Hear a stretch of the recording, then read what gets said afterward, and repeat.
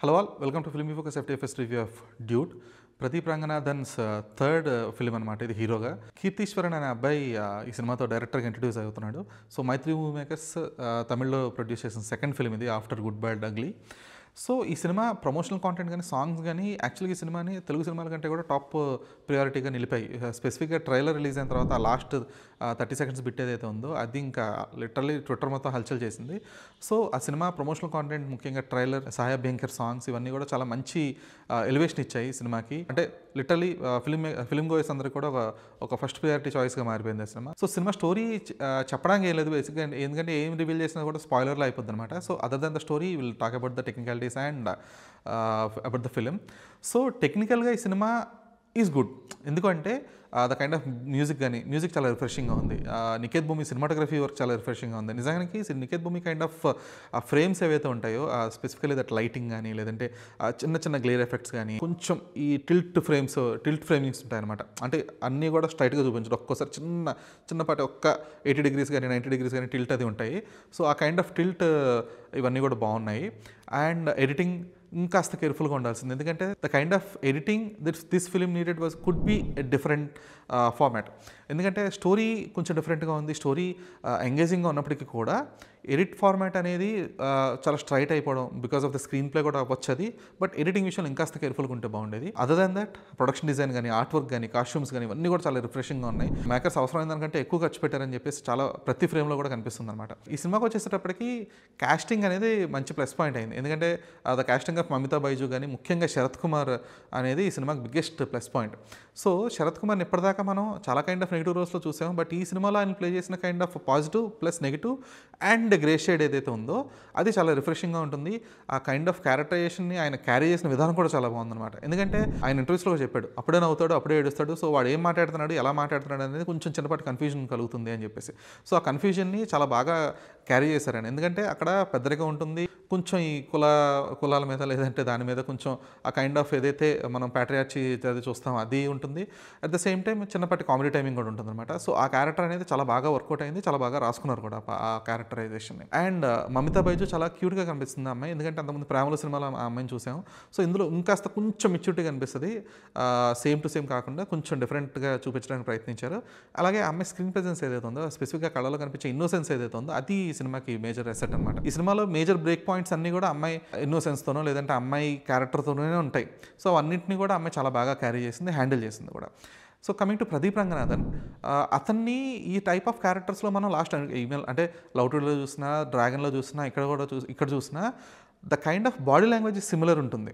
అంటే ఫ్రస్ట్రేట్ అయిపోయి ఏదైతే అరిచే సీక్వెన్సెస్ ఉంటాయో లేదంటే ఇవన్నీ కూడా చాలా, అంటే ఇవన్నీ కూడా అంటే ఇంకొక 2 moviesలో ఇలాగే చేస్తే కనుక he will be templated for sure. అయితే మేనరిజమ్స్తో మేనేజ్ చేస్తున్నాడు మనోడు. లవ్ టుడేలో, డ్రాగన్లో అండ్ డ్యూడ్లో చూస్తే మేనరిజమ్స్ మారుస్తున్నాడు అనమాట. సో ఈ సినిమాలో ఫోన్ లేదంటే చాక్లెట్ పట్టుకునే సీక్వెన్సెస్ ఇలాంటివి ఉంటాయి కదా.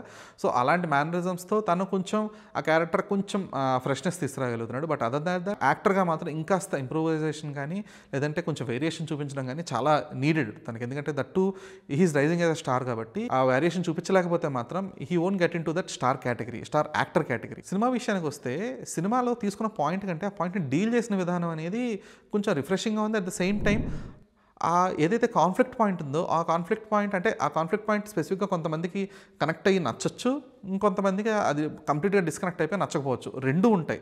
ఎందుకు అంటే the kind of dealing it had. So బేసిక్గా సినిమాలో కాన్ఫ్లిక్ట్ పాయింట్ అనేది ఒక రకంగా ప్లస్ అయింది, ఒక రకంగా మైనస్ కూడా అయింది. మేజర్గా మైనస్ అయిందని చెప్తా. ఎందుకు అంటే the kind of emotion, the kind of morality we follow in a society doesn't fit that kind of conflict point అనమాట. సో అది కొంచెం కొత్తగా అనిపిస్తుంది, లేదంటే బోల్డ్ అనొచ్చు, రకరకాల పర్స్పెక్టివ్స్ తీయచ్చు దానికి. బట్ ఫైనల్గా ఏంటంటే ఎప్పుడైతే ఒక జనరల్ ఆడియన్స్ పర్స్పెక్టివ్లో చూస్తామో అందరూ దానికి కనెక్ట్ అవ్వలేరు. అలాగే ఆ కాన్ఫ్లిక్ట్ పాయింట్ తర్వాత వచ్చే ప్రొసీడింగ్స్ ఏవైతే ఉన్నాయో ఇవన్నీ కూడా చాలా సింపుల్గా అయిపోతుంటాయి అనమాట. దానికోసం అంత వెయిట్ చేసే కాన్ఫ్లిక్ట్ పాయింట్ ఏముంది, లేదంటే ఆ కాన్ఫ్లిక్ట్ పాయింట్ ఎందుకని అంతగా దాన్ని లెథార్జికల్ లాగాల్సిన అవసరం ఏముంది? ఇట్ షుడ్ బి షార్ప్ కదా.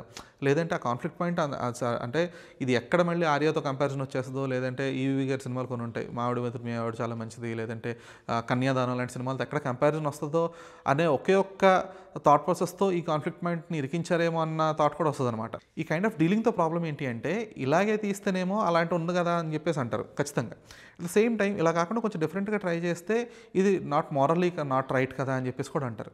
సో ఇక్కడ ఆడియన్స్ సెట్స్ డిఫరెంట్ అవుతున్నాయా, లేదంటే ఆడియన్స్ మైండ్ సెట్ బట్టి దాన్ని డిఫరెన్షియేట్ చేస్తున్నారా అనేది మేకర్ చాయిస్ అది ఖచ్చితంగా. అయితే ఆ కాన్ఫ్లిక్ట్ పాయింట్కి ఆడియన్స్ ఎంతవరకు కనెక్ట్ అవ్వగలుగుతున్నారు అంటే, పర్సనల్గా నేనైతే అంత కనెక్ట్ అవ్వలేకపోయాను. దట్టు స్పెసిఫిక్గా ఆ కాన్ఫ్లిక్ట్ పాయింట్ వచ్చే సందర్భం కూడా అంటే అంత కంగారుగా లేదంటే అంత టెన్షన్లో అది అవసరమా అనే కైండ్ ఆఫ్ ఒక థాట్ కూడా వస్తుందన్నమాట ఖచ్చితంగా. మొరాలిటీ పాయింట్ ఆఫ్ వ్యూలో అంటే ఇప్పుడు మనం మోరల్గా చూస్తే అది రాంగ్ అనిపిస్తుంది, హీరో పర్స్పెక్టివ్లో చూస్తే కూడా అది రాంగే, ఆ హీరో ఎప్పటికప్పుడు అంటూనే ఉంటాడు అది. బట్ ఎప్పుడైతే హీరోయిన్ పర్స్పెక్టివ్లో చూస్తామో, వేరే వాళ్ళ పర్స్పెక్టివ్లో లేదంటే ఆ స్టోరీ ఏదైతే దానికి కీ పాయింట్ ఏదైతే ఉందో అందులో చూస్తే మాత్రం ఓకే ఇది కరెక్టే కదా అన్న ఒక ఆలోచన కూడా వస్తుంది. సో దీన్ని ఎవరు కూడా ప్రాపర్గా కంప్లీట్గా జడ్జ్ చేయలేరు, అట్ ద సేమ్ టైం కంప్లీట్గా యాక్సెప్ట్ కూడా చేయలేరు. సో కీర్తి ఆ డీలింగ్ విషయంలో ఇంకాస్త కేర్ఫుల్గా, ఇంకాస్త అంటే కొత్తగా చూపిస్తున్నాననే థాట్ ప్రాసెస్తో పాటుగా కొంచెం మారల్గా కూడా ఆలోచించుంటే బాగుండేది అనిపించింది. సో ఈ మొరాలిటీని కొంచెం పక్కన పెట్టేస్తే ద కైండ్ ఆఫ్ కామెడీ కానీ, కైండ్ ఆఫ్ సాంగ్స్ కానీ, the kind of camera work కానీ, అండ్ క్యారెక్టర్స్ త్రూ వచ్చే కామెడీని కానీ ఇవన్నీ కూడా బాగా ఎంజాయ్ చేస్తాం. స్పెసిఫిక్గా శరత్ కుమార్ క్యారెక్టర్ని బాగా ఎంజాయ్ చేస్తాం. So dude may not give the complete fulfilment, but it will entertain to an extent. This is Dheeraj signing off.